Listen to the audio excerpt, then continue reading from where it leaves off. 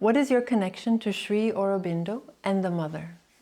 Okay, the connection with Sri Aurobindo and the mother began from the age of 12, 1956. Now, of course, at that time, I didn't know that it was the mother, but it was the experience of her force and light. Well, I was lying down, I think I was quite young, 12 years old. I would feel this force filling the body, and it was accompanied by a particular light. This was a milk white light, very dynamic, it was full of energy and presence. And one thing about this light, it was very pure. I don't think I have ever since experienced something with that purity. And, you know, while experiencing this, I thought that it was normal. I thought everyone experienced it, so I never spoke about it with anyone. Not my parents, not my friends, nothing. But it went on for some time. It would come at night and it would fill the body. Later, when I actually came into contact with Sri Aurobindo and the mother, which was in 1967, it was also a very strange contact.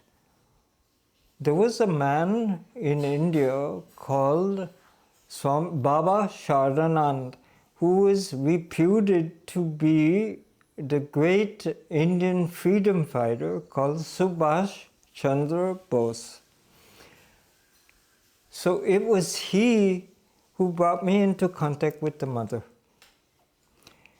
And how that happened was, there was a man, another Bengali, named Sandeep Mukherjee. So Baba told him, at that time Baba was in a place called Okimat, which was above the Himalayas. Deep in the Himalayas, it was a place that was a restricted area at that time, so foreigners were not allowed to go there. So Baba Sharanand instructed Mukherjee to come to Rishikesh, where he will meet some foreigners, and he should instruct these foreigners in the yoga of Mother and Sri Aurobindo. So that's what he did. He met a group of us. There were 5 of us, 2 English people, myself, and 2 Japanese. And that's what he did. He told us about Mother and Sri Aurobindo. In fact, that was all that Baba Sharanand spoke about, was Mother and Sri Aurobindo, and to do their yoga. This was where mention of Auroville was made. Baba Sharanand said that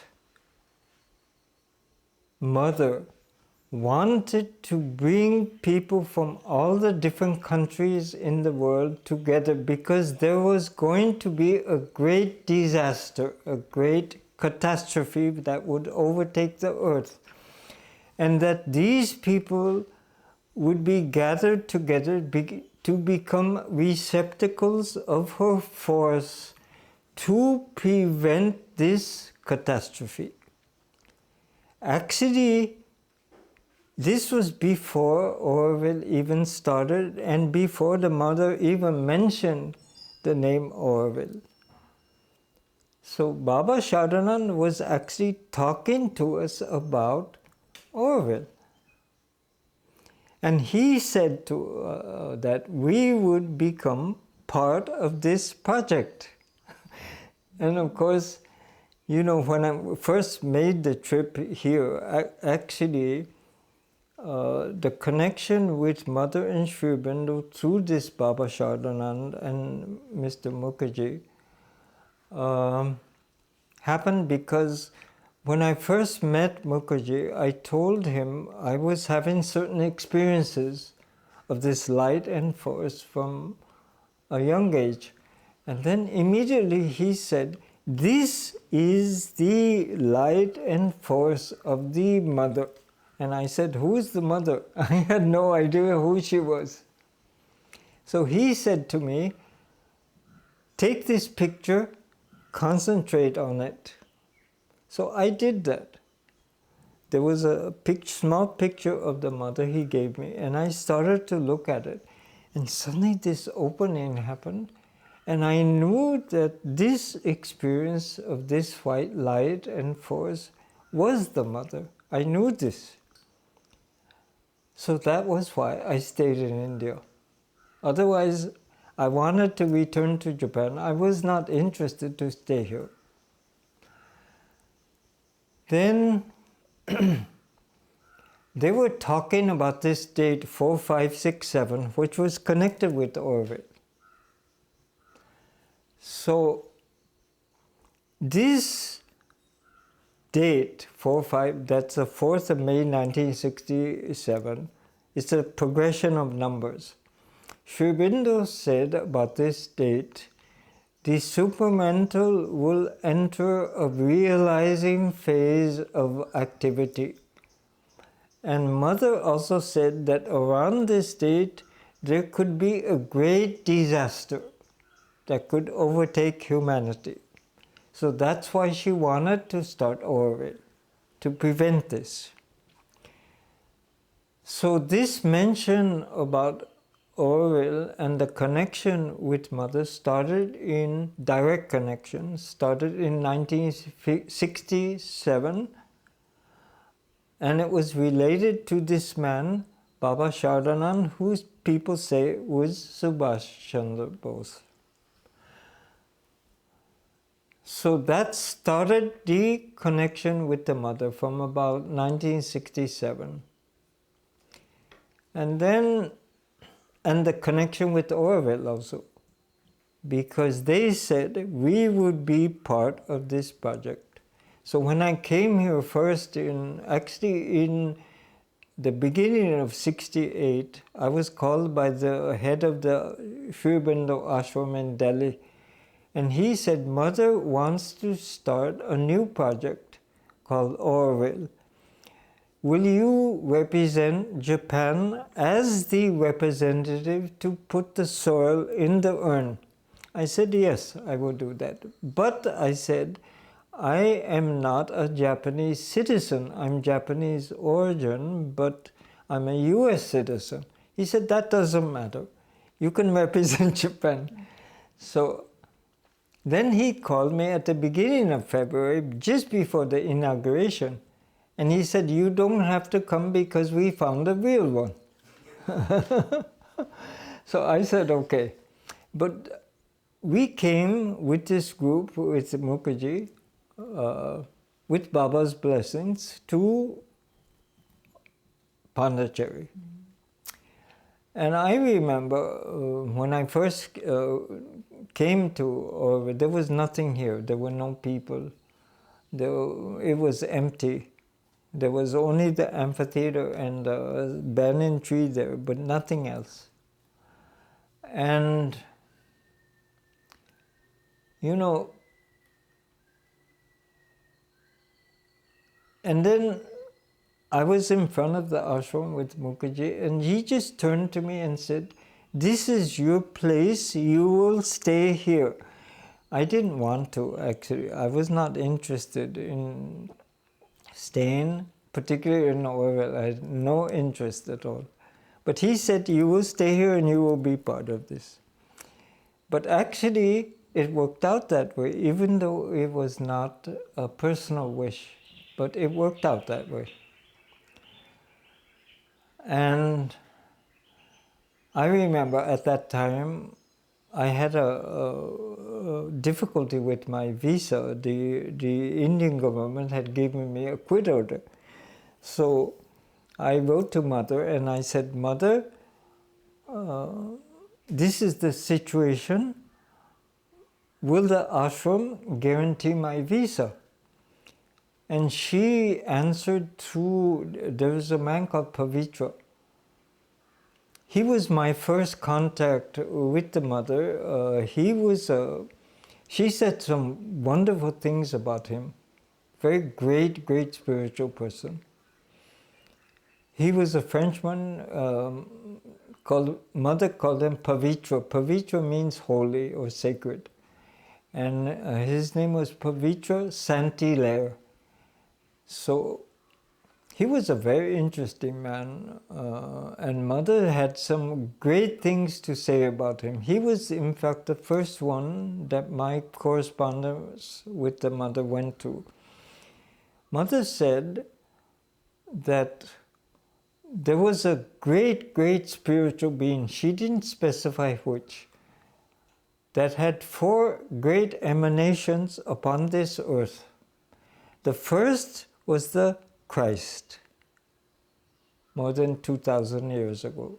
The second, Chaitanya Mahaprabhu, who was considered an avatar of Krishna.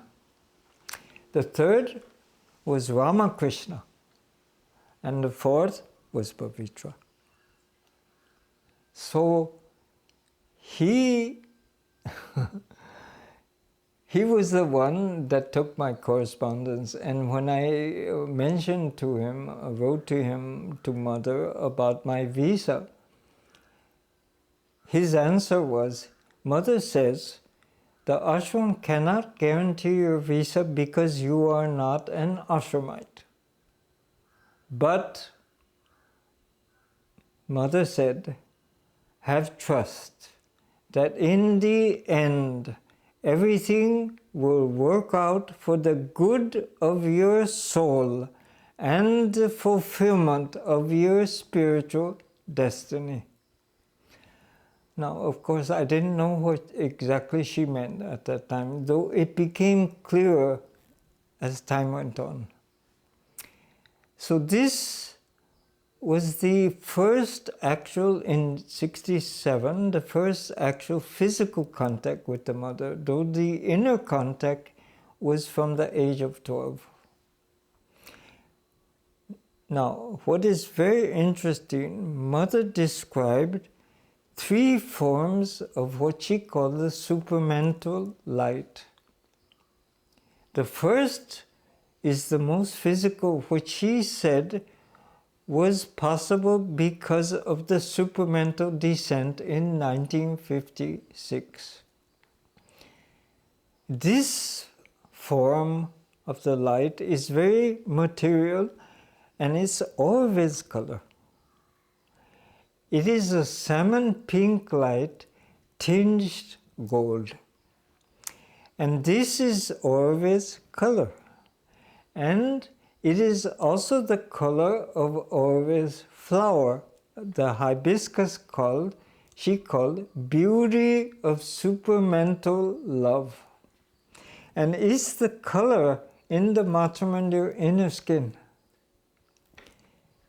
So there was just before coming to Auroville, there was a vision of this light, actually, and what it was connected with Auroville and what was going to happen in Auroville. Now, this light, she said there are 3 forms. One is the most physical, which is this color, salmon pink tinged gold, which is most material. Then she says above that, there's another light, which is this light that personally was experienced at the age of 12. It was this milk, she described it as a milk white light, exactly as I saw it. So this is the second level of that. There's another higher level. She talked about a transparent transparent white light, which sometimes actually would happen in puja. Now, these three forms of the light are actually connected with the Auroville. So this was my first contact with the mother and with Sri Vidya.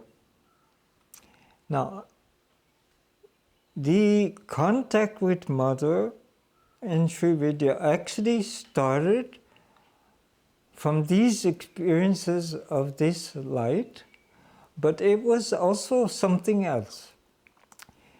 You know, when I first wrote to mother, I remember, it was in July of 1968. I was in the Himalayas, and I wrote a letter to mother, which went to Pavitra. And I said to mother, Mother, I feel your love. I feel your presence. But who are you? I don't know who you are. I want to know who you are. About 10 days later, and I remember the exact date and time, it was July 20th, 1968. And it was around 2 to 3 o'clock in the morning. I was lying down. All of a sudden, she answered my letter. I felt this again, her force coming down. And it was pushing into a very deep, deep, deep, deep place. And I became a little bit apprehensive. So I started to call mother, Mother. And suddenly, I heard her speaking. She answered my letter. She said, yes, one day you will know who I am. And she said many other things, but some things I didn't remember because my mind became active. You know, that's what happens when your mind became. So, this experience has later, I understood, had to do with Sri Vidya. You know what Sri Vidya means, literally? Sri is the name of the Divine Mother. Vidya means to know the Divine Mother. So Mother was actually predicting what would happen later. The practice of Sri Vidya. And it's true, it happened also. Through Sri Vidya, there were experiences of the mother, and I began to understand who she was. You know, who is the Divine Mother? We, because we're human beings, we limit the Divine Mother to our ideas, our conception of who she is. She's a mother figure, she's loving, she embraces you, you know, all these things. But what we don't understand, she's much more than that. This is an aspect, but it's a very personal aspect of the mother, but she's much more than that. And this is what Sri Vidya taught me. She's immense. She's the whole universe. You know, she's spreads every place. She's personal, but at the same time impersonal. She's beyond all of this. She's the very heart of matter. She is everything. She's like the density of everything in the creation. You know, and we can't understand, we cannot conceive of who she is because of this, of our limitations. But one thing I can say that the practice of Sri Vidya did, it gave certain experiences of Mother that I never would have imagined. And, you know, all this had to do with Auroville also.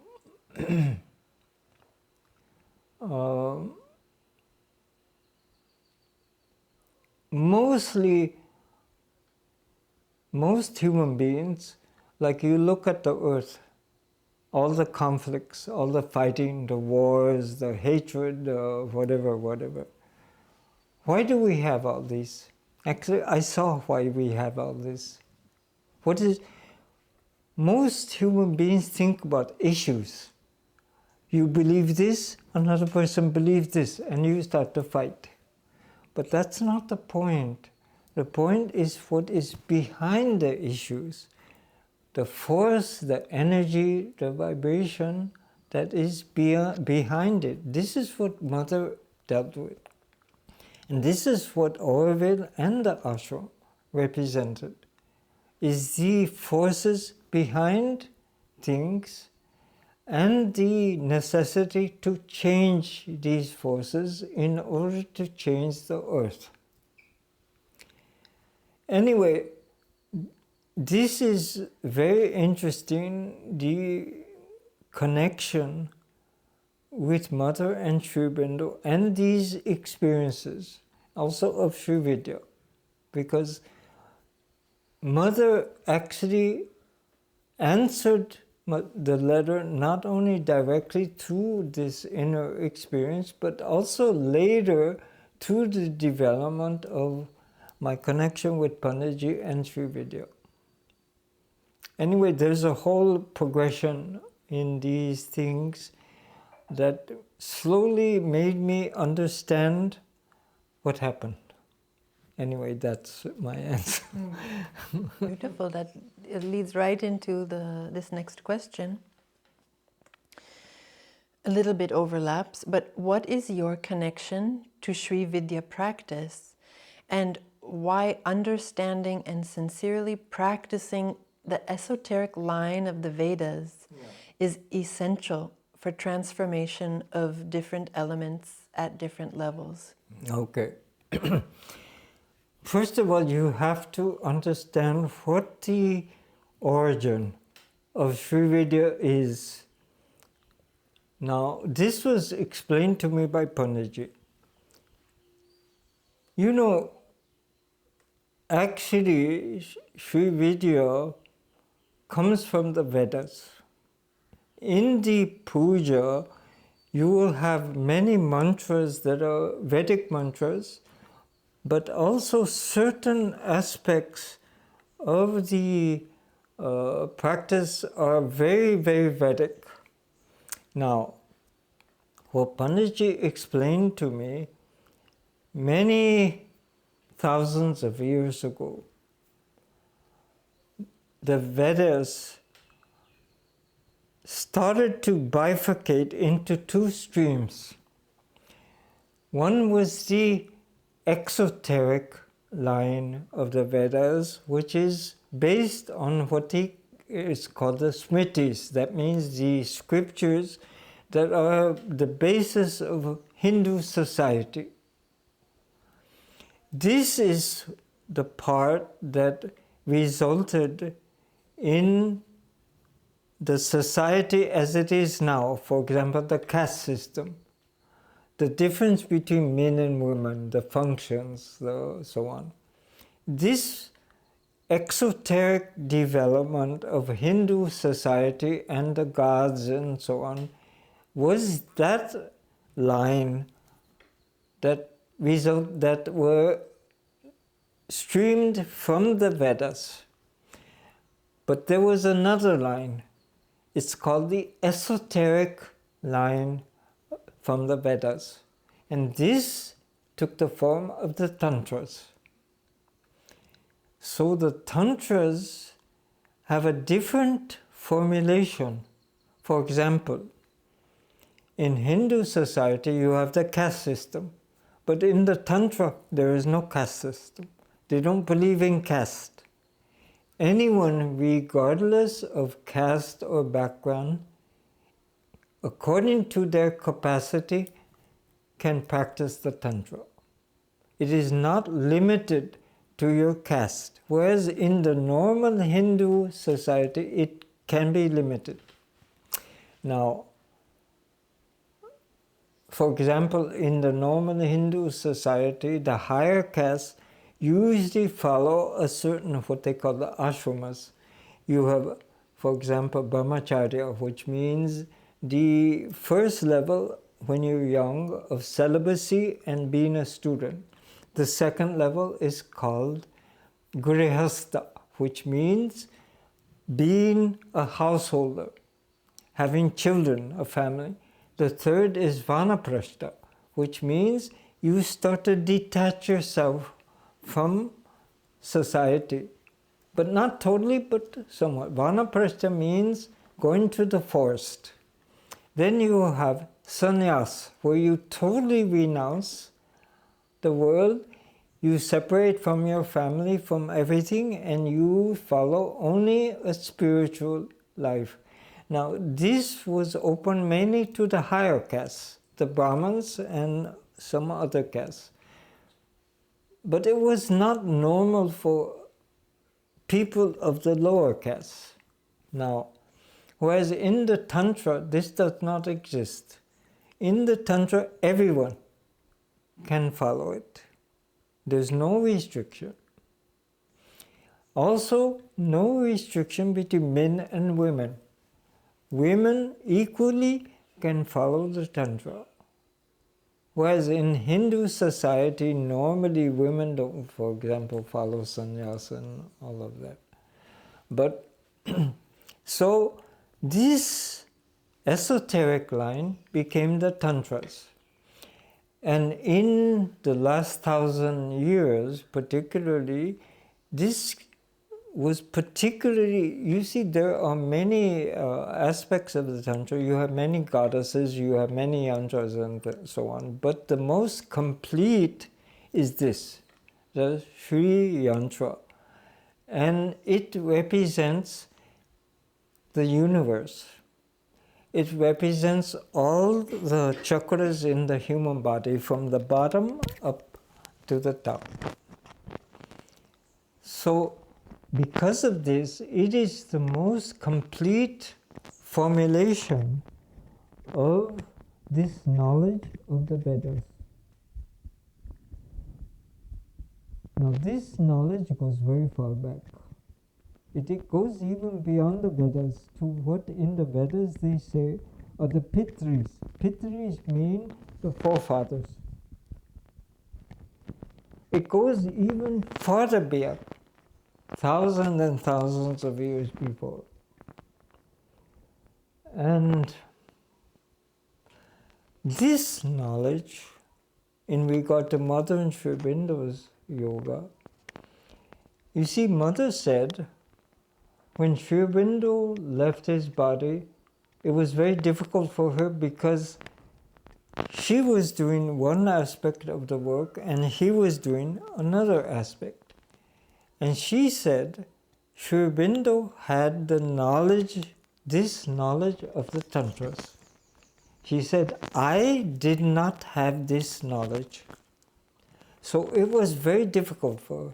That's why she called Panditji. Because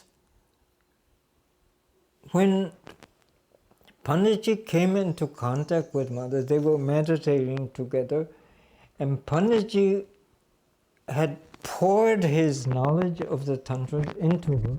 So that's why Mother said, with his help, Panditji's help, I have done in 3 months what otherwise would have taken me 10 years of sadhana.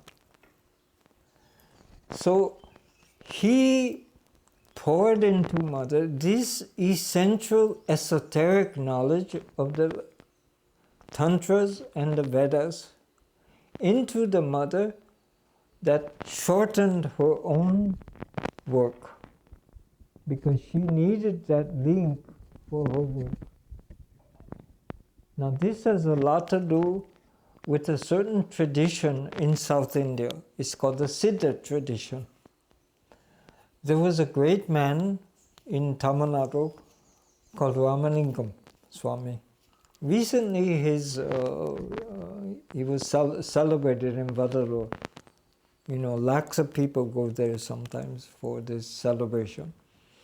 Sri Aurobindo said, there is a yogi in South India who has achieved a greater level of the physical transformation than I have. I think he was referring to Ramalingam. Also, Mother referred to him. She said his description of the truth consciousness,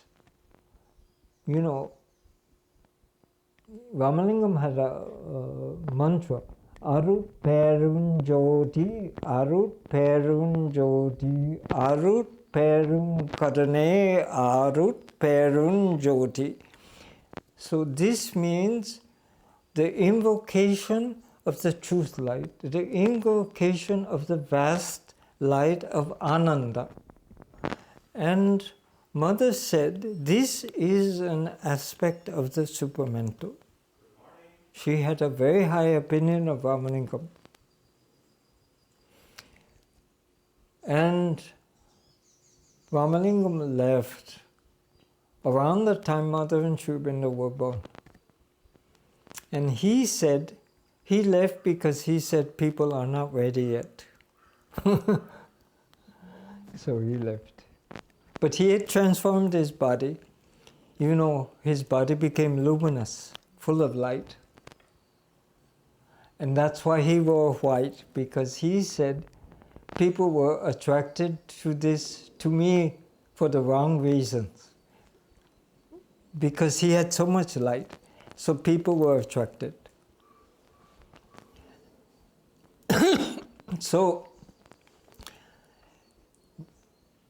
you can say Mother and Sri Aurobindo came here to the south for one reason.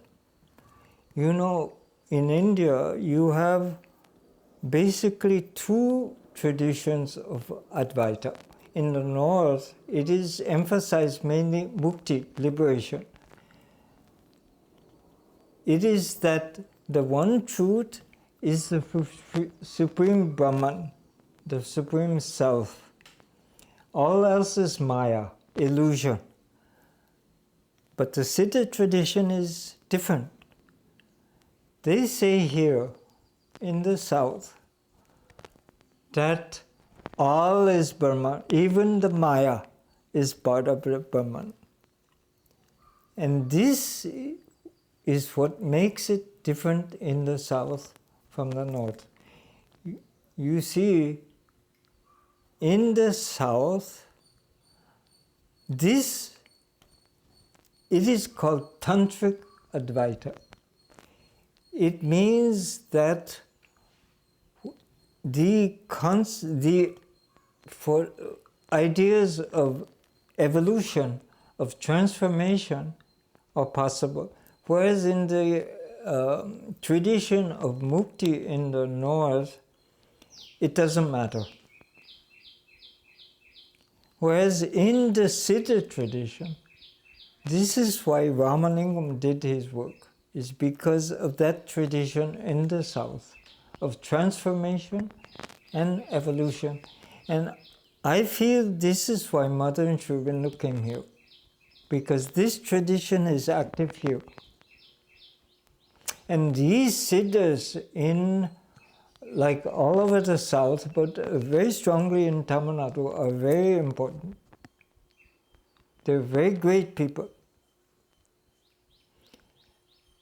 And you had people like Agastya, you had you have in many temples here, the siddhas of the samadhis. And I personally feel this is why they came here. Anyway, and one thing about Auroville.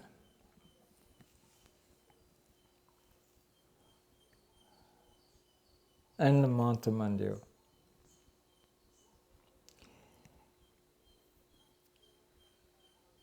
You're talking about Sri Vidya and the connection with the Mother and Sri Aurobindo and Auroville.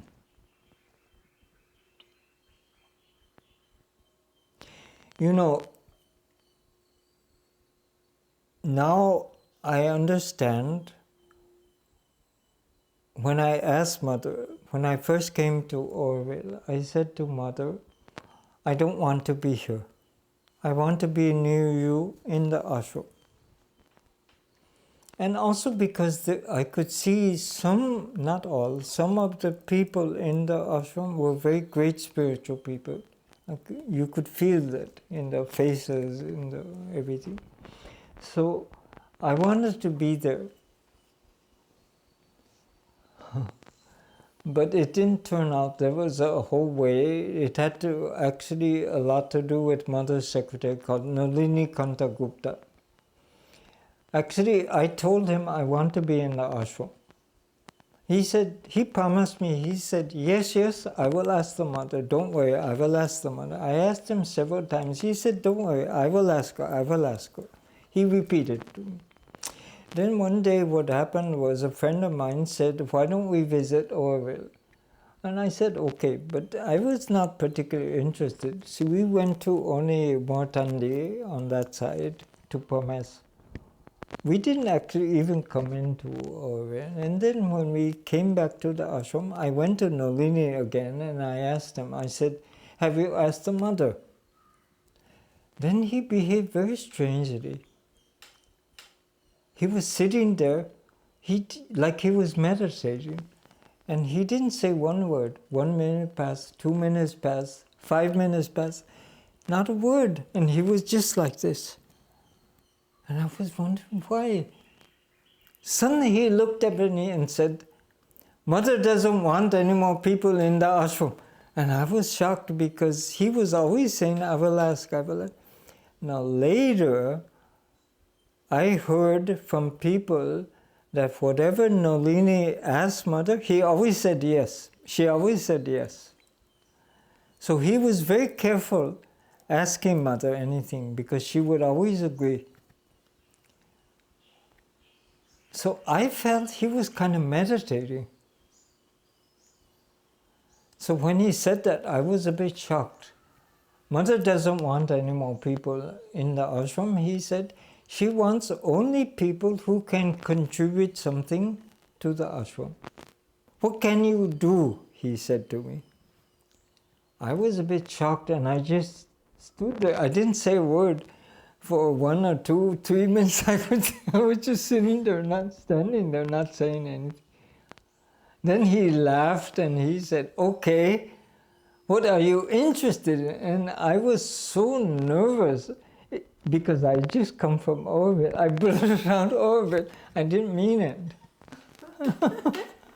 Then he said, okay, go meet Navajata. So I went to Navajata and he asked me questions. Have you read Mother and Sri Aurobindo? Yes, I said by that time I had read most of Mother and Sri Aurobindo's books. And then he called up someone, we have a good one here. He's actually read Sri Aurobindo. And then he said, I will send your name to Mother. I was not particularly happy about that, but then he called me, I remember, it was October 10th, 1969. And he said, Mother has accepted you into Auroville, you can go now to Auroville. Okay, I said, then he said, you go to Hope. Okay, I did. Then I wrote to Mother several letters. I said, Mother, I don't want to be here. 2 letters she didn't answer, but the 3rd letter, and this is where it's connected with Sri Vidya. The 3rd letter, I said, Mother, you said the ashram was for those who want to dedicate their lives to the divine. I want to do that, so I want to be in the ashram, not in Auroville. But if you think it is better for me to stay in Auroville, I will stay, but I say very clearly from my side, I do not want to be here. And her answer was, it is better for you to be in Auroville. You can do what you want. I know it.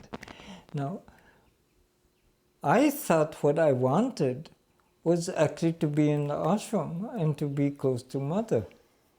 So I didn't quite understand what she meant by do what you want. Later, I understood what it was. You see, in the ashram, people don't do puja.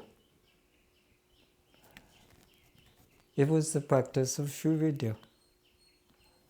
I could do it, even though Aurobindo didn't like it and caused me nothing but trouble. But even that was a grace. You know, during this period, and this has to do with Sri Vidya also, during this period of the fight with society, initially I supported the Aurobindians, but later I didn't agree with the way people were treating other Aurovilians. I felt that was not correct. So I also became, how to say, ostracized, persona non grata. That means no one would speak to me. I couldn't work. I couldn't go to meetings. I couldn't do, people wouldn't. I couldn't take food. Nothing. I wasn't allowed. But this, when I look back at it, normally when circumstances are bad, we complain about it. Oh, why are these people behaving like this? Why is this happening? Blah, blah, blah, blah, blah. But actually, these terrible experiences were grace. You know why?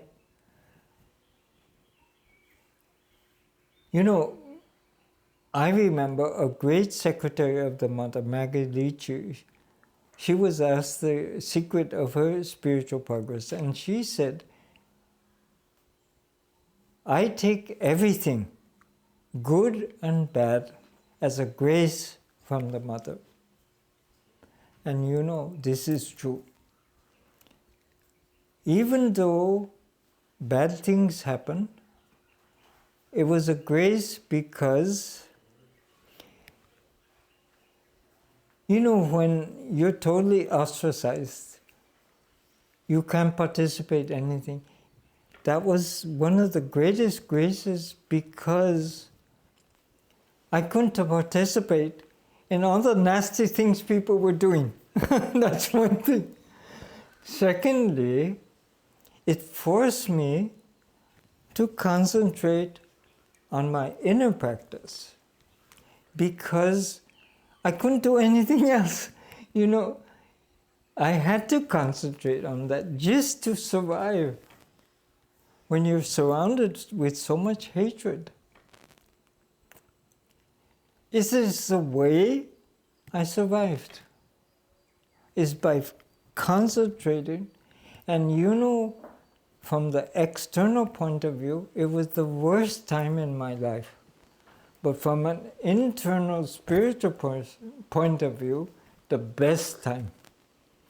So these conditions in Auroville, it was not good for the people who are doing this, but it was good for me because it forced a certain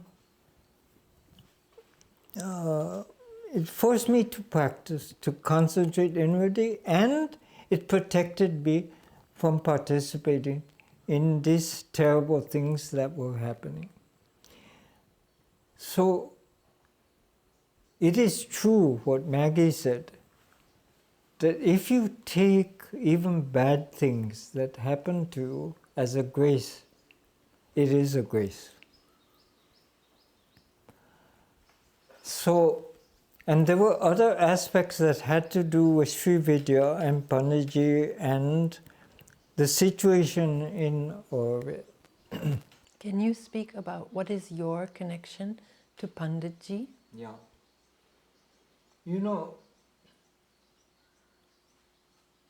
I remember I had not met Panditji. I was in Delhi, in the Delhi ashram. Might have been around 68. There was a group of ashramites. They were talking about this tantric yogi who is meditating with the mother. I was only half listening. I wasn't really listening very well, and I was just standing there. So they said there was this tantric Panditji meditating with the mother. And I was just standing there. All of a sudden, I felt this very strong vibration in the heart. I know him. I felt I knew this man. But I didn't pay too much attention to that, because I didn't know even who he was. Then when I came to Auroville, this was finally the trouble had started in Auroville already, and it was, I remember, 1977.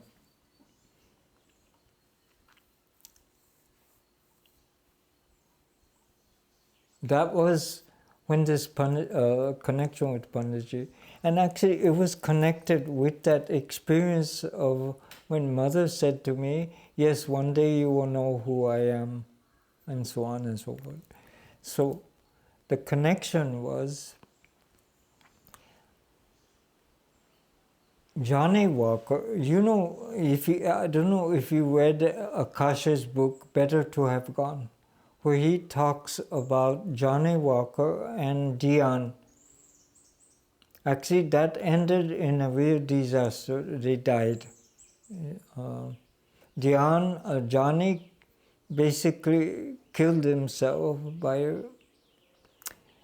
following certain things he shouldn't have been following, and Dion committed suicide. It was a disaster. But before that, I was working when Dion fell down from the Mata Mandir. I was helping to take care of her, and I knew Johnny very well. Now, Johnny, previously, he had this connection with Panditji. So one day, I was just talking with him, and he gave me what is called the Ardha Meru of the Sri Yantra. It was a small piece, and he put it in my hand. I didn't know anything about it. So I just looked at it. All of a sudden, there were these waves of Ananda. And I was wondering, what is this? This geometrical thing made out of metal could give these experiences. So I became very curious. What is this? So first I read, immediately I got a book by Shankaranarayan on Sri Chakra. And it said, the Devi of the Sri Chakra is the Anandamayi. And I said, but that's what I experienced, Ananda.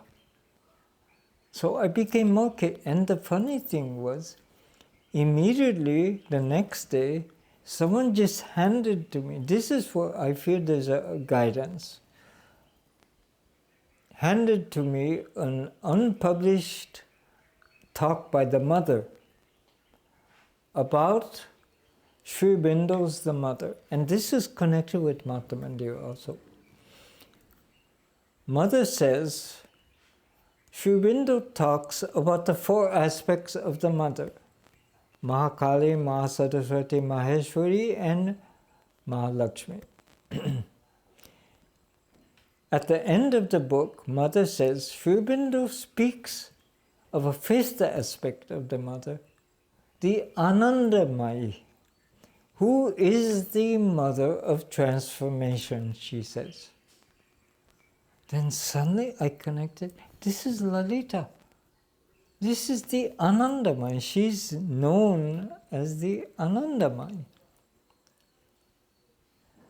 Then I went to Madhav Pandit in the ashram because I knew he had written a lot about these things. Immediately he said to me, you must meet Panditji. he knows. Then he told me his experience with the mother on this. He said, one day mother called me and said to me, you must go to Rameshwaram and meet Panditji. So he said, you know, I was not interested in other gurus, but since mother told me to meet him, I went. He said only one thing to me about that meeting with Panditji. He said, mother prepared the ground. Panditji gave the opening. So what he was saying is that mother prepared him, but Panditji gave either an experience or a realization of something. He didn't say what it was. Then he said to me, you must meet Panditji. So the next day, I took a train to Rameshwaram. And I entered Panditji's house. He was standing in the courtyard. And he turned to me. He started to laugh. And he said, so you have come. He was waiting for me. And immediately sat me down. What do you want? He said. And I said to him, I want to know about Sri Vidya because of that experience. Now the funny thing was, that experience was 20th of July 1968. Exactly 9 years, you know, 9 years is a cycle. Exactly 9 years on the same day I met Panditji. I knew it was connected. So Panditji sat me down and he said, what do you want? I said, I want to know about Sri Vidya, about the Divine Mother. And he said, there is only one way. You must do the practice. I will give you a mantra in a few days. You come back in 3 months. I will give you full initiation and you will start the puja.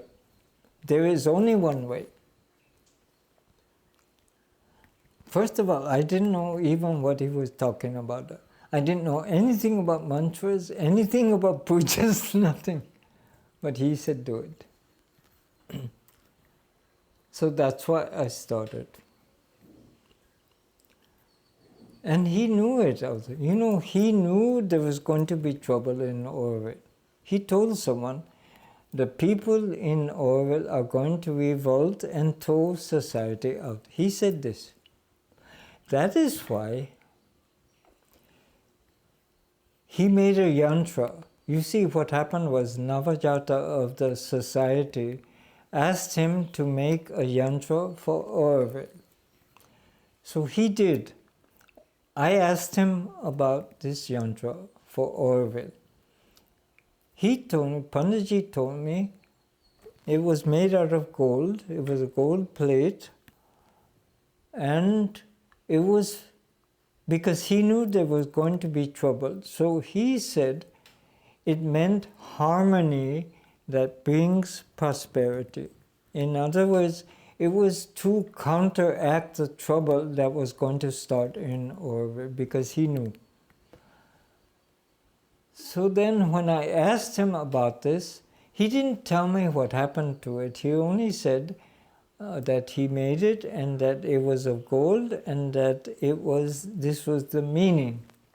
Now what happened was, this was in 1974, just after Mother left. Navajata asked him to make this yantra. So he came to Auroville with the yantra because he wanted to put it someplace in Auroville. They came to the Mata Mandir and Panditji immediately said, here, it is going to be here. Now, Navajata says he consulted with other people in society like Shamsundar and so on, and they said, no, it's not possible to put it there. Now, I've heard different things. What Shamsundar and the others said, no, he never said anything to us. Now, what happened was, Navajata told Panditji, it has been refused, but you give it to me. I will take care of it. And Panditji said no, because he felt, he knew he might misuse it. So he said no. Now, some people say Navajata deliberately said that from the beginning he wanted to keep it. We don't know. But so Panditji took back the yantra. Now, what was very interesting, he told me to start a puja in Auroville. And I remember it was, I think the next year, 78, I had already started the puja. He said, stay in Auroville and do it for Durga Puja. And I did that. But I could feel while I was doing this, and there were a couple of Aurovillians who also came to the puja, and I felt the same thing. Mother's force was so powerful. Like even the other Aurovillians who were here, they said, we have never experienced anything like this. It was so strong, we couldn't move, they said. It was like, boom, like this. And I felt during those 9 days of the Navaratri, this force was coming and it was spreading all over it. And then Panditji said to me, now you come. So I came. And immediately he said, very good, very good, very good. And I said, I don't know what's very good. Then he started to explain to me what was happening in Auroville, the forces behind of a lot of things about the Tantra, about the different levels of Tantra, so many things. But it was connected with Auroville. And then he said to me, the yantra is beginning to work now. He meant the puja. So then slowly I started to understand why Mother answered the way she did, why she brought me into contact with Panditji, why the puja was necessary in Auroville. You see, Auroville went through a very precarious period between the time when Mother left her body and the Matra Mandir was finished. You see, that's why she was pushing so strongly for the Matra Mandir to be finished. Because she said, the Matra Mandir, the force there is the cohesive force of Auroville. It will keep it together. But there was a period when it was not finished. And Auroville was in a very precarious period, when it could have been destroyed, actually. It almost was destroyed, not because of Mother, because of the people. That is why the Matra Mandir is so important, because that force is there. During this intervening period, Mother said, there will be some great yogis who will help Auroville. He was one. Panditji was one person. And it helped Auroville go through a very dangerous period. That's why I'm not worried now, because the Matra Mandir is there, the force is there, and whatever happens will be the grace of the Mother. It will be okay. I don't, people are very upset by certain things in the present situation. Okay, but that's why this reliance and receptivity to Mother's force is the most important thing, more than anything else. It is what will save Auroville.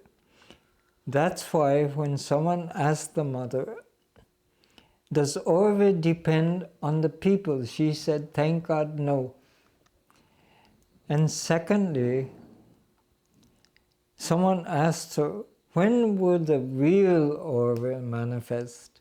Even though she was trying to make it manifest as quickly as possible, she told someone in the ashram, 200 to 300 years. She knew it would take time because people are not ready yet. But that is why the Matra Mandir is so important. And that is what makes Auroville very special. You know, this Shakti is every place. It's every place in everything, in the world and so on. But there are certain places where her Shakti force is concentrated. One place is here. Now, it is like, the Shakti is like when it rains, the water is every place. But unless there is a kulam, a place to hold it, or a pot of water or something to hold the water, it all goes into the ocean. So the Mata Mandir is like a pot that holds Mother's force. And from that, it's endless, this fountain of Shakti. So that's why Auroville is important, because, and why the Mata Mandir is so important. It's not just for Auroville, it's for the entire world. And people have experienced this who have come to Auroville. I met a number of people who said, yes, whenever I come into this area, I can feel the energy. And you know, this is the important thing. Most of us as human beings, we concentrate on issues. Oh, I disagree with this, this is happening, these people are doing this. That's not the point. The point is to become receptive to this Shakti, which will help. This receptivity is what will change Auroville. Not whether you take this side or that side, or I like this, I don't like that. Not that. And you know, this is why Sri Vidya, at least for some time, has been important. Because it has, you know, Mother said this about puja also. She said that puja has the power to materialize and hold the Shakti. She said this. It's very similar to what the Mata Mandir does as holding the Shakti. And this is why in the intervening period, from the time Mother left until the Mata Mandir was finished, why it was so important in Auroville. It was helping to hold the force in Auroville. And I know from experience that, you know, when Mother left her body, I was lucky enough to be there in the ashram when she left. I was sitting in the samadhi, and I was staying with an ashram friend, and in the morning someone came and said, Mother has left her body. So every day for 3 days, I used to return to Auroville and then come back for darshan until she was put in the samadhi. But during this time, I had a very, very strong experience. I could see Mother from her body, where she was in the ashram. There was like a rainbow of force. It was pouring into Auroville. She was pouring herself into Auroville, and it was so strong, it was so material. When I cycled back on the bicycle, it was pushing me. I felt I didn't even have to cycle. It was so strong. And it was pouring and pouring and pouring. For 3 days, it poured into Auroville. And I knew that this was the next stage of Mother's work. But that's also why there was so much problem in Auroville. You see, whenever you have a strong Shakti, there's trouble. You know why? It's like a press, like say you have a pot of water, you have a cover, and something comes and presses down on that cover. The water comes up, no? This is what happens to people. You put the pressure and all the lower tendencies come up. Anger, jealousy, greed, egoism, all the defects, tapa, of the human being, it comes up. This is what the Shakti does. Because you cannot change people unless you deal with this. You cannot change people. So that's what the Shakti does. It pushes and then these things come up. So when Mother's force was poured into Auroville, the fighting started. And you know, this fighting in Auroville was caused by the people closest to Mother. She knew this also. She told them, stop fighting. We have come here for work. She tried to get them to cooperate, and they were all fighting. You had Navajata, you had Shamsundar, from society, Madan Lal. Then you had Roger, the architect. You can go down the line, Satpam. It always, and they were all fighting, all of them. This resulted in the conflicts in Auroville because, look, the Aurovillians at that time were young people, most of them in their 20s, late 20s or early 30s. What do you expect of young people? First of all, they're naive, they're stupid, they have no experience in anything. So that's what happened. They were manipulated, used. Of course, they became older and they started to manipulate. But the fact is, originally, a lot of these conflicts in Auroville were started by the people closest to Mother. There's a whole history of that, which we can, but it's no use to talk too much about that. But the fact is, and the Aurovillians got drawn into this. And it started a terrible fight. It became, and you know one thing, because young people are not very experienced in things, sometimes, very often, they become part of things that they don't understand. So, anyway, Mother warned Auroville also about this. She knew this was going to happen. And there was a big cyclone that happened, hit Auroville on 72. It was Sri Aurobindo's centenary year on the day he left his body, December 5th, his Mahasamadhi day. And it was not accidental that it hit Auroville on that day. And Mother gave specifically a message to Auroville, not even to the ashram, it was to Auroville. She said, this is a warning from physical nature that if you do not change, you will have to go. And it happened. It really happened like that. And it Auroville went through up to 1988. Oh my God, it was a terrible period of turmoil. From 1975 to more than 12 years of hell. And a lot of people left. A lot of people left.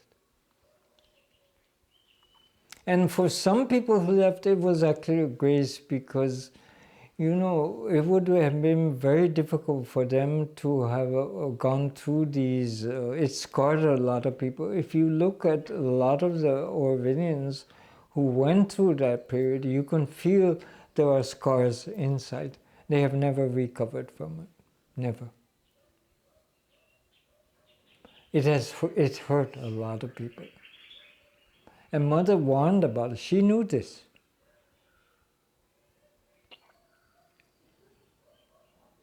Anyway, somehow Panditji, I remember when I went to Panditji, actually he had stopped, after Mother left her body, he stopped coming here. And he was not particularly interested. But when I went to him, I said to him, Auroville is in a lot of problems. Will you help? And he said, yes, I will help. So, for whatever reason, I dragged him back. I didn't, it just happened that way. And he helped Auroville. I will say one thing. He was one of the great yogis that Mother spoke about that saved Auroville, actually. There were a number. There were some. And I would say she knew this. And then I understood why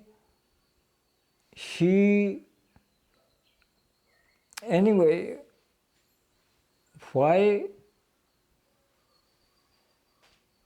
I met him and she forced to stay in Auroville. When she said, you can do what you want there, she was talking about the puja. At that time, I had no idea what she meant by all these things. But later, as time went on, and also there's a particular experience that was there just before coming to Auroville. I didn't realize it was Auroville, and I didn't realize, but everything was there. Why the fighting happened, what were the forces behind it, who was Panditji, the light that was when I saw this light, salmon pink light, that was Auroville's light, the Mata Mandir, all of this was there, but at the time I had no idea what it meant, what I was seeing. And it was very interesting because later it was very clear what was behind a lot of this conflict in Auroville. Not only in Auroville, but in the world. There was a golden lava that was spreading over the earth. That what Mother calls the supramental transformation, the light. It was spreading over the earth. And you know what? All people, all human beings were running away from it. They were saying, it's going to destroy us. And it was true. It was going to destroy them. And all the people were all black, short. You know what that represented? Human nature and the ignorance of human nature, the egoism. And they were all pointing at each other. Oh, he's dark, we have to destroy him. He's dark, we have to destroy him. And they were all accusing each other of being dark and fighting. So they were all fighting with, it was like a war, total confusion. Everyone fighting with everyone else. So this was the first element of human nature. But then there was another element. I saw that people, everyone, was trapped, like in a concentration camp. And there were beings, huge dark beings, what Mother called asuras. This is the origin of evil, is these asuras. First is human ignorance. And what operates through human ignorance is evil. And you could tell they were evil because they were cruel. They loved inflicting pain. I could see this. There were these huge, I couldn't see them, but I could feel them. There were huge presences, and they had whips, and they were torturing people. And they were getting joy out of creating pain. This is what we call cruelty. That is why Sri Aurobindo said there are two traits in the human being that are irredeemable. You cannot save a person if they have these two traits. One is selfishness, the other is cruelty. These beings were cruel. They loved to hurt people. Now this was very interesting. Everyone was trapped. There's nothing anyone could do except one person cried from the heart to the divine, to Mother. And this cry touched something, and there was this burst of light. It was the Auroville color, salmon pink light. It was brilliant. It was like it covered the entire sky. And out of this light there came an angel. And this angel was an ancient being. He was dressed in armor. He was carrying a spear, and he had big wings. He descended. As soon as he descended, the darkness was gone.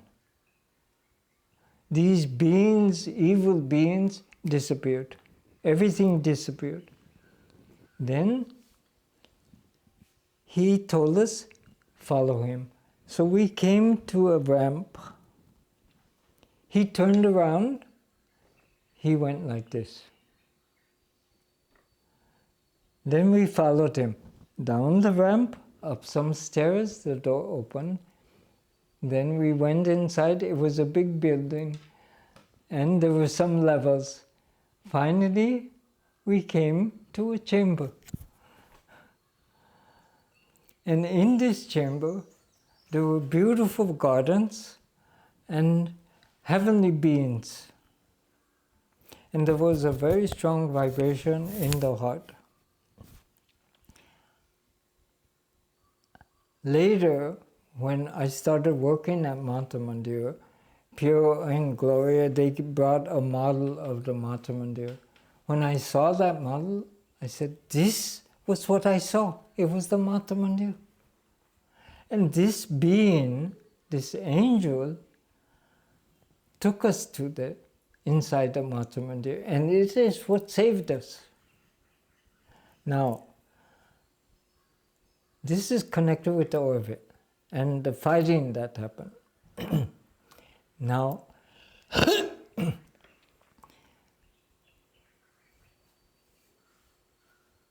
this being, who was he?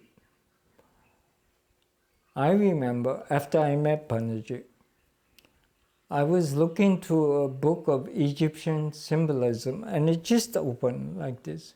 And it said, Harpocrates, who is the younger Horus in Egypt, is depicted as an angel wearing armor and carrying a spear in his hand. And his sign is his finger to his lips. Then suddenly I realized that was what I saw, this being. Now,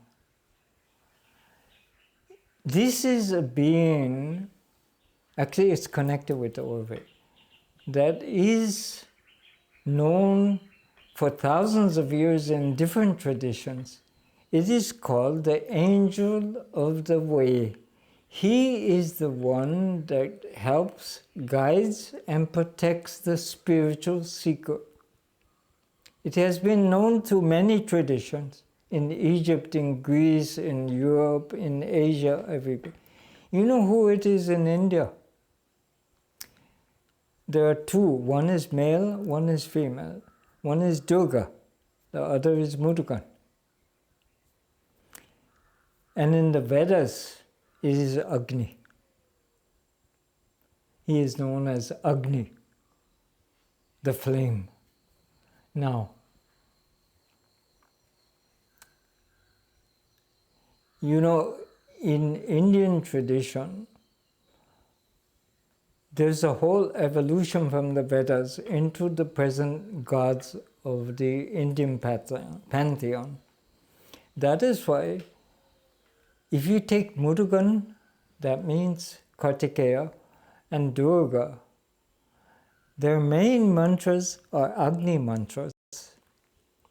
You see, Murugan, one of the Vedic mantras for Murugan, Agni mire purohitam yajnasya devamit vijam hotaram ratnadapamamam. It is Agni as the leader of the way. He guides you through all the difficulties. In Durga, it's also Agni mantra. Jata vedase sunavama somamalati yato nirahati vedaha sanaparshadati dugani vishvanaveva sindhum duritati agni. It's also the same. Agni, Durga, as the savior, the protector, enabling you to cross the ocean of difficulties. So in India, this angel took the form of Durga. Same, it's the same. Now, what is interesting, Mother, you know, the one Indian festival she celebrated in the ashram, the only one, was Durga Puja. She dressed up like Durga.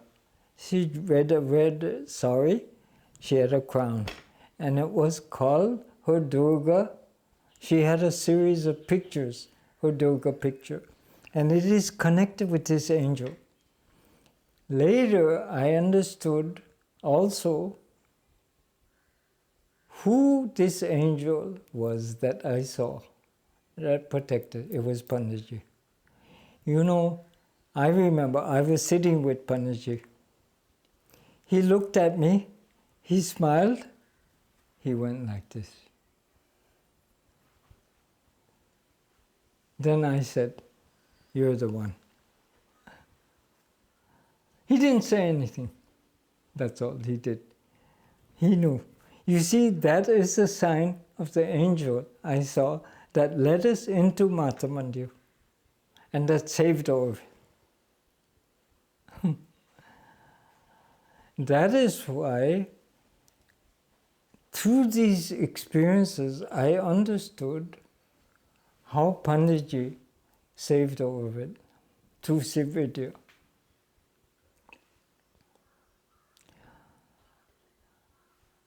And in a way, it's still happening also to some extent, though it's not as crucial as it was in the past. Before, it was very important because Auroville went through a very, very difficult time when it could have been destroyed.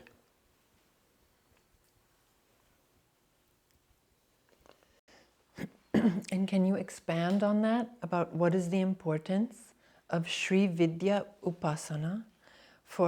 You've spoken about the importance for Auroville. Can you expand on the importance for Bharat and the world? For?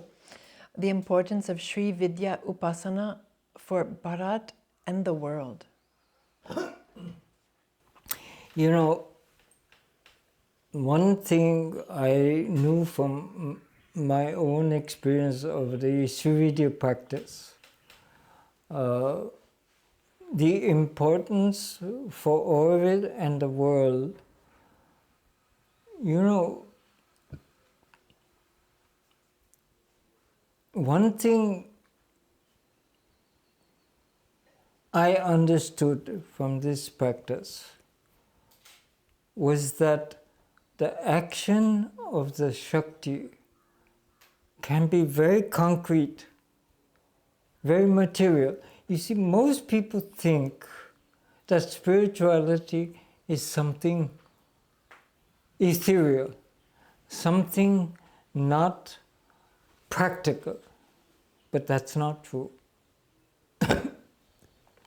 The practice of Sri Vidya taught me that it's very practical and it's very, very concrete. It acts on the material level because the material level is the Shakti. And you know, most, like in Auroville, for example, all of the conflicts here are because of what people say are issues. They think, some people say one thing, other people say another thing, other people believe one thing, other people believe another thing. People take a certain position on that, they take a position on, but that's not the point. The point is something else.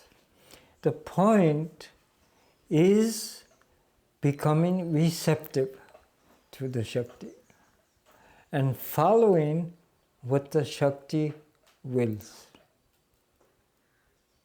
And for that, you have to be quiet. That is why the angel goes like this.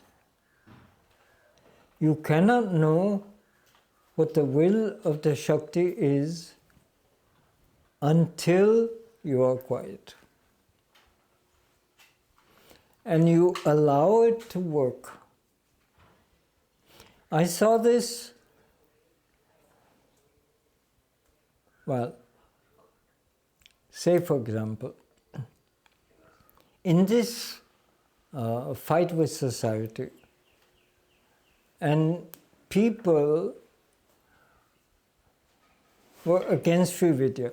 They were against Panditji and all of these things.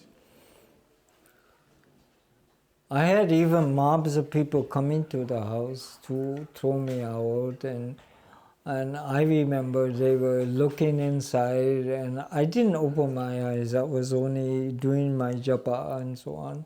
And they were pounding on the windows. Oh, he's meditating, ha ha ha, ha. He's meditating, he's meditating. But I didn't open my eyes. But you know, I knew this was going to happen. What happens when you're doing the Sri Vidya practice, there's a lot of things that already you know from the beginning is going to happen. It's like a guidance. One thing you also know from the Sri Vidya practice, people think that what we're doing materially now is because we decide to do this, but it's not true. It always happened before. It's just that the material aspect is only the end product of an action that has already happened on a subtle level. So, what happens with the Sri Vidya practice, you see this. You often see the action that has already happened, and it plays itself out on the material level. For example, one day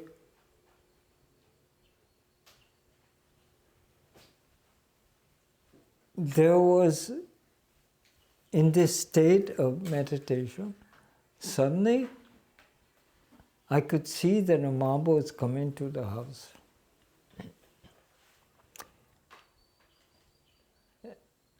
And I knew there were many people, and that I could do nothing because I was only one person. And I knew that the only thing that could help was the mother and the Shakti. So I started to call her, and I could feel this call going up and up and up and up and up. It touched something, and then there was like a dam breaking, and this force poured down. It was like a flood of force, and it stopped it. It went boom, and it was stopped, this mob. It actually happened. Many months later, I was sitting in my puja room. I could hear these people coming.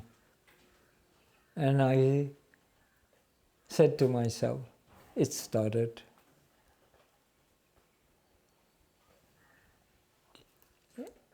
Then, one thing in visions and experiences, what happens is it's concentrated in a short time, but in actuality it can play out over a longer period in time on the material level. So what happened was, I had this experience of this mob coming. Then, several months later, actually it was related to a mantra that Panaji gave. It was a Durga mantra. After he left his body, he came to me and he said, now you must do this mantra. So later I found out what it was, and I started to repeat it. Actually, he gave this mantra in a dream. So I started to practice it. And it was a Durga mantra. And exactly what was experienced in that kind of, it was like a vision or something, happened. I remember I had talked to, there was two other disciples of Panaji. One was Simon and Tai. Tai was an American and Simon was French. So they were telling me that they were being harassed, they were being forced out of fraternity, and they were treated very badly. So I thought, now this has gone too far, they're hurting too many people, so it has to stop. So I sat in my puja room, and the same thing in that experience started to happen. I started to feel this aspiration going up, and it went up very high, and I suddenly felt something was touching, and suddenly there was this downpour of Mother's force. It was pouring and pouring, and it was, it was like finished, stop.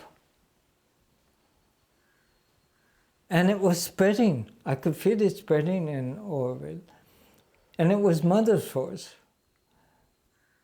And the next day, I remember going out and I saw some of the people who were being, when people get power, they think, they get arrogant. They think, oh, I can do whatever I want. I can hurt people. I can, do.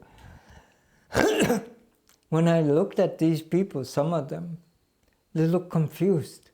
I could feel that force was gone. Mother took it. And many of the people, you see, some people changed. They became better. Other people left. They started to go. They said, Auroville is failed, we're leaving. And it was Mother's force that did it. And I could see it can work on a material level. But one thing about this, Sometimes it takes a long time, so it took, I would say, about 6 years for it to finally work itself out. It took time. But I knew the force was gone, that it was finished already. That's why I was not, even when they kicked me out of Mata Mandir and all that, I thought, let it go. It's going to be, it's gone now. And later, they they kicked me out. You know what? I started to work because Francois, he apologized to me at that time. Now it's a different situation, but he apologized to me and he said, I'm sorry for what I did to you. I was a Nazi. He said this. I was a Nazi. And some people changed. Who said that? This was Francois. He apologized at that time, you know, but people tend, sometimes they change and then they go back. But anyway, at that time, he apologized and he said, I was a Nazi. Then later, of course, I reminded him of that, and then he said, I actually said that, wasn't it a little bit better than I said, no, that's what you told me, you were a Nazi. But anyway, you know.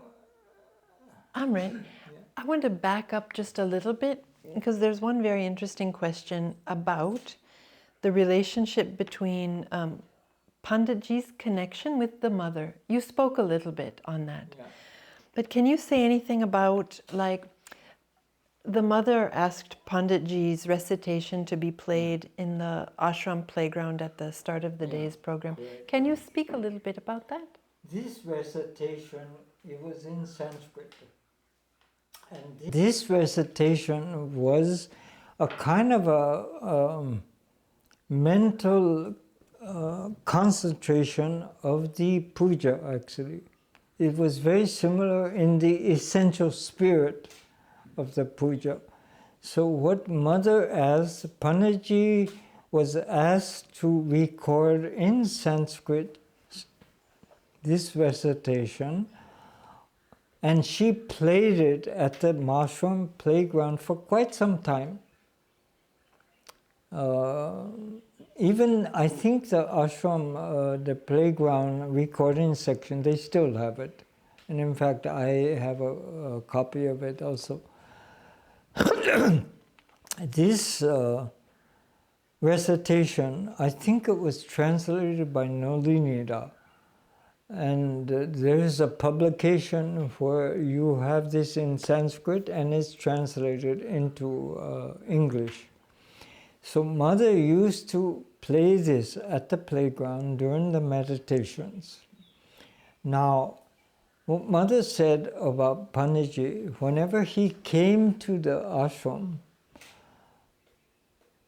a lot of difficulty came up. Because one thing about the force, the Shakti connected with Panditji, is that it was very material, so it very often aroused. And mother said, when he came, a lot of these difficulties came up, but when he left, they were all solved. So it was a necessary process of like purification that happened. And this was connected with Panditji's visits to the ashram. Now, this is, you know, what you call the force at Mata Mandir. Mother said the same thing. It's very dense, very material. It's a bit different from the ashram. In the ashram, the force is very psychic. It's very much connected with the heart center. But here in Auroville, it's not that way. It's a bit different. It's more material, it's more dense. So this is one of the reasons why there are so many difficulties in Auroville, why people, because what it does, it puts pressure on the human ego. And this is one reason there's so much fighting here and conflict, is because of this. It is the mother's force that works in a certain way here particularly, more than even in the ashram.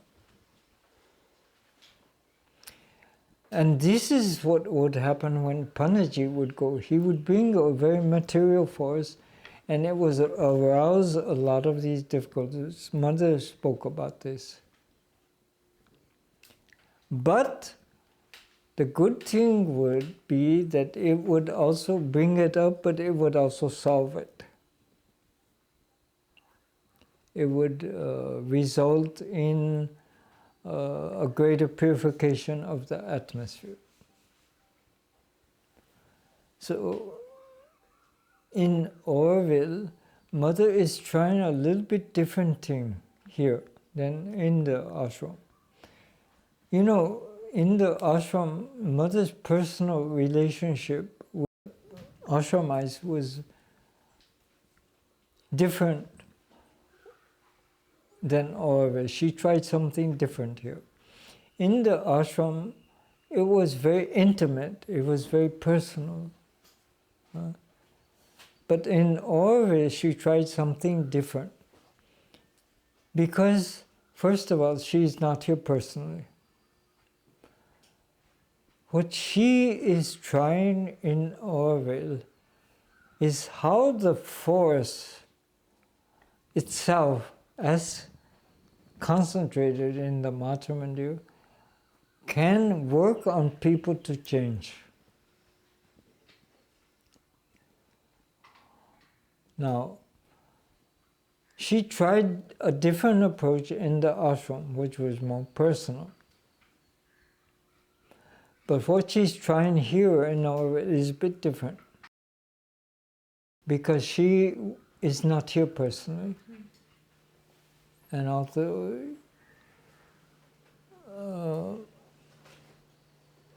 there are other aspects in the ashram that Mother spoke about.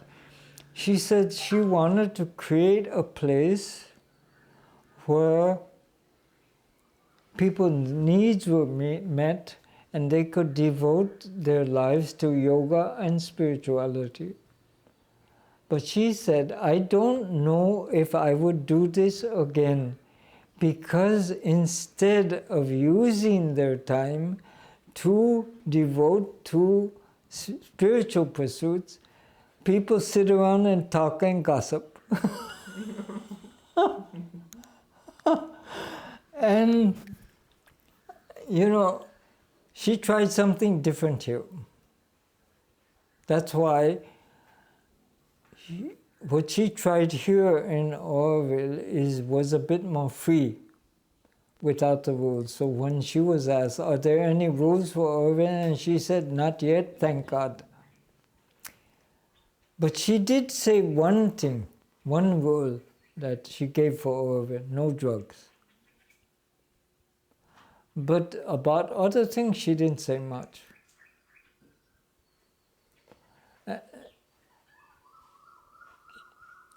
Anyway, what I felt was that Mother tried a different experiment in Auroville to see if people can be receptive to her force directly, and could slowly change according to that force. So I feel this is the work that we as Aurovillians have to do, is to become more receptive to that force. And you know, this is what Sri Aurobindo said. Someone asked him about the human ego. How do you abolish the human ego, the ignorance of the human being? And Sri Aurobindo said the most radical way would be to realize this Supreme Self, or the soul, because in that there is no ego. But he said most people find it very difficult to do this. Most cannot do it easily. But there's another way, which he said is open to everyone. All human beings can do this. is at least you can modify or reduce the ego. This everyone can do, everyone. It has nothing to do with your background. It has nothing to do with anything. Any human being is capable to do this. At least reduce it. This reducing of the ego enables you to become more receptive to the Mother's Shakti.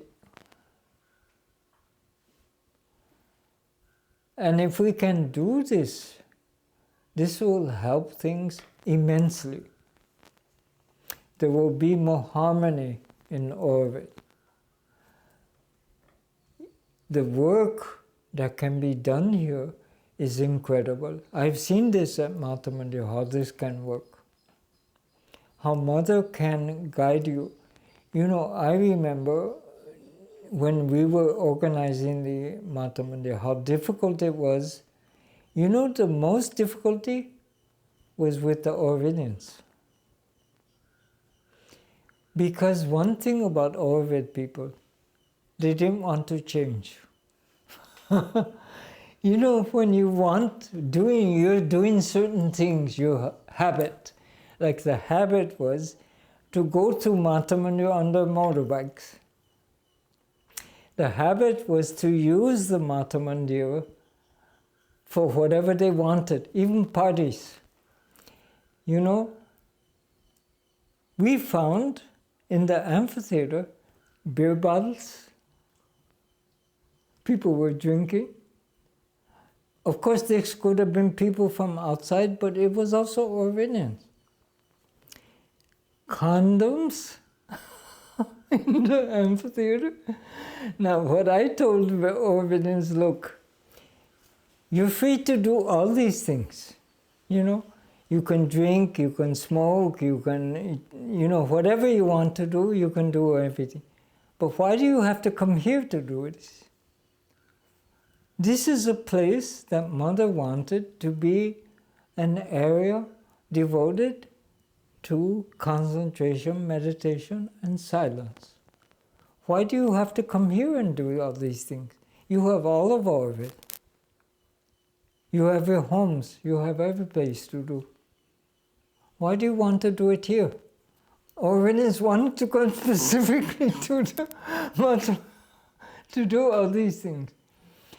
So the most difficulty was trying to change these habits of Auroville people. And they didn't like it. They would say to me, we're free to do whatever we want. You can't stop us. And I said, but we tried anyway. And it has changed. I mean, it is better now at Mata Mandir also. People are not doing all these things. Yes. And is there anything that you would like to say in the here and now and for the future regarding Auroville, Bharat, and the world? You know,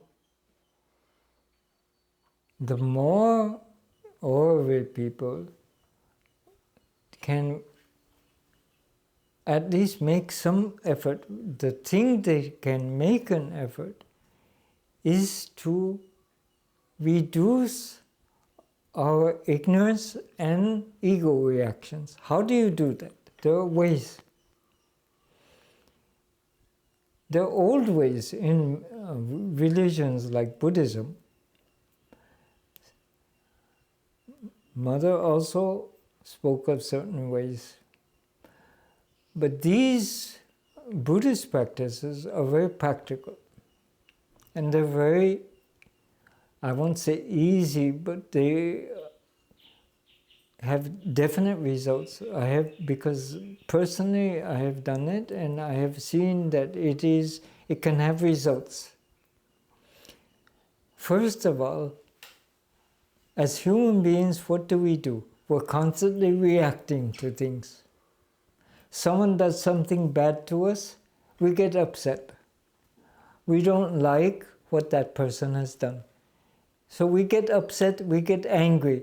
Oh, that person has done this, and you want to get back at that person. Or stop that person. Okay. But there are ways to stop yourself from reacting. It's called, in Buddhism, it's called satipatthana, mindfulness. What you do, you say.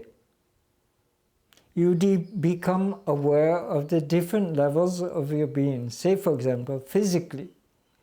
You say, I'm sitting in this chair. You're aware that you're sitting in this chair. You're aware you're speaking to someone. I'm speaking to Kali Ananda. Now, whatever you do, I'm looking at the fire. I'm going to the lavatory, toilet. I'm brushing my teeth. I'm eating. So physically, whatever you're doing, you observe it. And first you can even say, starting, I'm doing this, I'm doing that. That's the beginning, and slowly you become aware of it. Then you go to your feelings.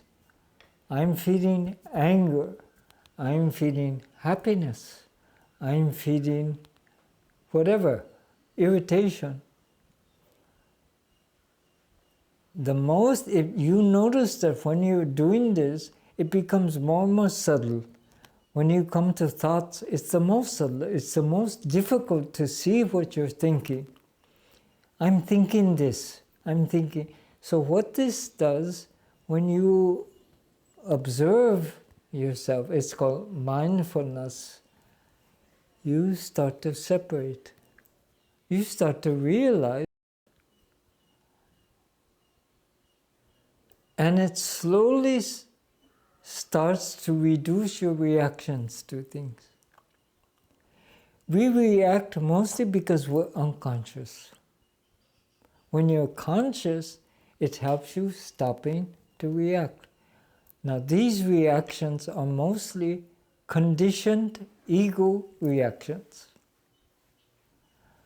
So this is how slowly you start to change that. This is what Sri Aurobindo says. You slowly modify, change yourself. This is how you do it. Most people, like you go to Auroville meetings, people say this, say that, sometimes they're shouting at each other, sometimes they're angry. This is because we're unconscious. So you have to learn, detach yourself. You know, Mother was asked, how do you know you have made spiritual progress? And you know, she only said one word, detachment. She didn't say experiences. She didn't say, you know, whatever. She said one word, detachment. Only through detachment can you know you have made spiritual progress. So that detachment detaches yourself from your ego, from your conditions, reactions. And it also prevents, because there's evil, the power of evil in this world that acts through your ego and your ignorance. This detachment also prevents that. That's why spiritually, Mother said, this is the most important thing, because it saves you from your own ignorance and the evil that happens in the world. So, this is the most important thing for people in Auroville, is to cultivate this detachment so that Mother's force, you become more receptive to that. and you can act. And that force will guide you, it will protect you, and it will show you what you should do. And it will give you the energy for the work that you have to do. I saw this operating at Mata Mandir. You know, that whole organization of the access, it was through this. Mother organized it. We were just the means through which she did this. But I could feel it was Mother who did this, mainly because of this receptivity. And you know, this organization, it was done 25 years ago, and it's still there. I would say 70% of this organization is still there now. And you know, someone from the ashram who organized the ashram darshans and all of that, he went through that whole organization, and he said to me, you know, what you people have done here is remarkable. It is better than the organization in the ashram. He said this. And the difference is, he said, we do it 6, 7, 8 times a year. You do it every day. And he said, it is well organized, remarkable, he said. And this was because of Mother. And Mother's consciousness can actually result in something really solid. And this organization was so solid. You know, it's funny because there were all these people complaining, Aurovillians. Yeah, and Aurovillians mostly complain about everything. You know, I remember when we had meetings for about a year and a half on these things. It was called the Mata Mandir Forum.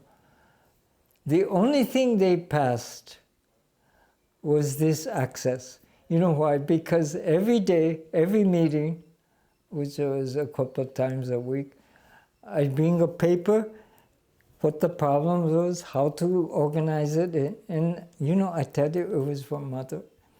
And I think at the end, they got so frustrated, they said, okay, we'll pass it. It was the only thing they passed. It was very funny. And I would tell them, look, if you object, come to work with us,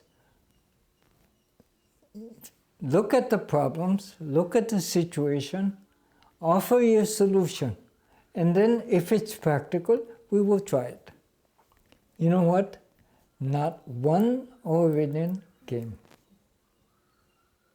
No one would help. It was all talk, but no one would actually come and work practically with you, put effort in, and find a solution. It's always easy to complain, but it's very difficult to work and solve a problem. Anyway, you know, I'm sorry, I shouldn't put down over it so much. It's okay. You know, as far as I understood about the galaxy pan, it was conceived by the architect and the planning group, and that Mother approved. But you know,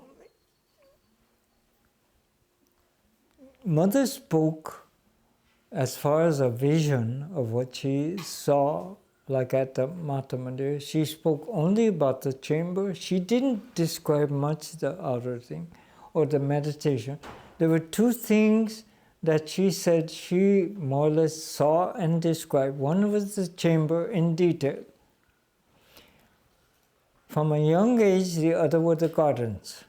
She spoke about the gardens. In fact, she told one of the people at the nursery, she said, the gardens should be done in the Japanese way. That was one thing she said. The other thing was that the gardens are as important as the Mata Mandir itself.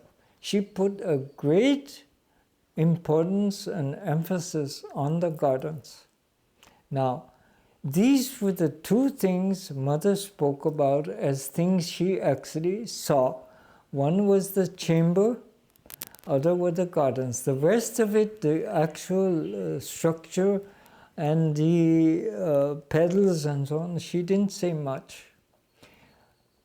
But I will say one thing about the Mata Mandir. Even though she didn't say much about these, the structure itself, the golden ball and the petals, it did turn out in a certain way, the way it should have turned out. And this is the way it works with Mother Shakti. You know, sometimes we don't, in our own ignorance, we do things, we don't know really what we're doing, but it turns out okay. The main thing is to be open and sincere. Then it will work. But we don't necessarily know why it works.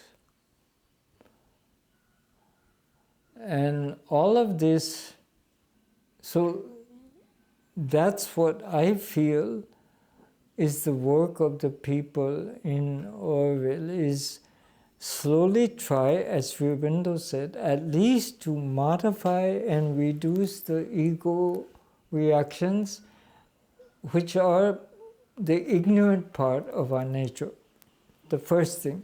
The second thing is, with that reduction, to become receptive to the Mother's Shakti. Because Shakti is energy. What does it do? It's a consciousness that also shows you what you should do. And it gives you the energy to do what you should do. So it's a multifaceted thing. It guides you, it protects you, and it gives you the energy to do what you should do. You don't always know why, but that doesn't matter much.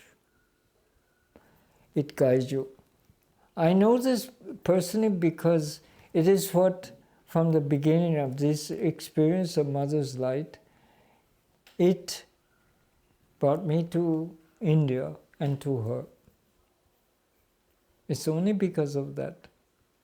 I didn't know what it was. You know, this guidance, I used to think it was my grandmother, an old lady, but actually it was the mother.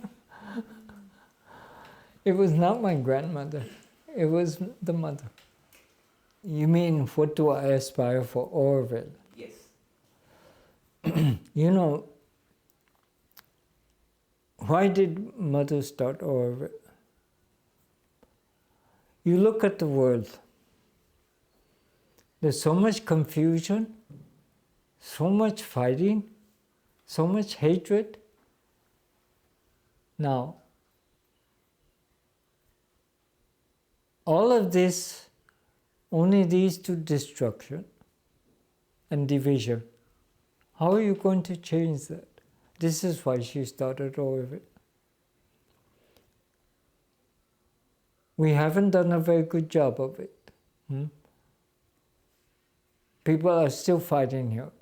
But the one thing that is different here, that is a hope, and that is the possibility of change here. It is what is in the Mata Mandir. It's the Shakti, it's the force, the consciousness and power of the Mother. That is what makes Auroville special. And my wish for Aurovillians is, instead of fighting about different things, be quiet, work on yourself, try to reduce your conditioned ignorance, because we're all conditioned people. We're products of our culture, of our family. In fact, 95% of what we are is totally conditioned. We think we're free. We're going to do this, but actually it's not true. We're completely almost conditioned by our culture, by our religion, by so many aspects. We are American, we are British, we're Indian, we're North Indian, we're South Indian, we're this, we're that. It's all conditioned. So we have to reduce this conditioning and open to the Shakti. If Aurovindians can do this, you will see miracles will happen here. Miracles. You cannot imagine the power of this. What will happen here? Auroville will become a true example for the world. This is what Mother wanted. You know, she said she wanted Aurovindians to become as lights into the world. It's not been that way so far, but it is possible. It is possible. If we work as individuals, we work on ourselves and open to Mother's force and light, it will work. And I've seen this happen. I've seen how it can change circumstances in Auroville also. And it has changed. It saved Auroville. Otherwise, Auroville would have destroyed itself. Because of people. It's always because of people. So, the good thing that people can do, reduce the ego, open to the Mother's force. That will not just save Auroville, it will save humanity. That is the work that has to be done here. It is possible, I know this. Maybe it would take, as Mother said, 200 to 300 years. But when she said that, I thought, God, she's being conservative.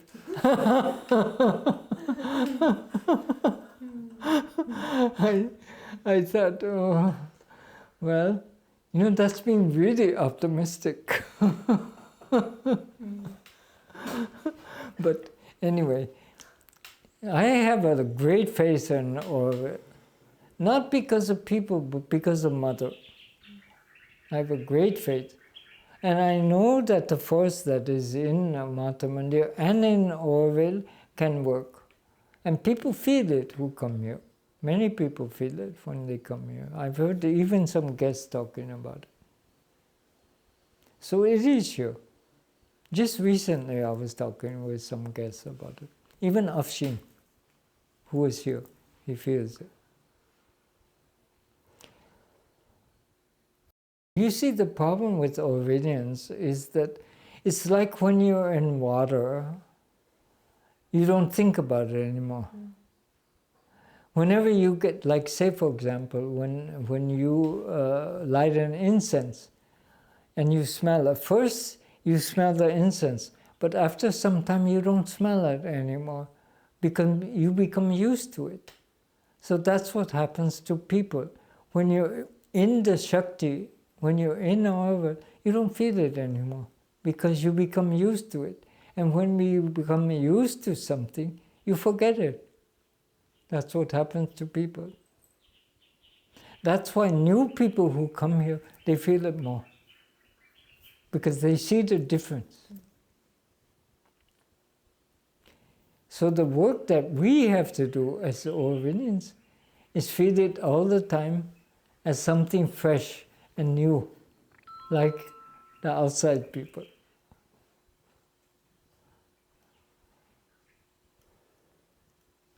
Thank you. Okay. Anyway, I hope that has clarified a little bit. I don't know if it... Perhaps later, at another sitting, there may be some interesting things that we could go into more detail around with Panditji and the ashram, and yeah, I'm sure there's... Well, from the time Mother left her body up to the time government... Well, first the ordinance in 1980, then up to 88. So up to 88,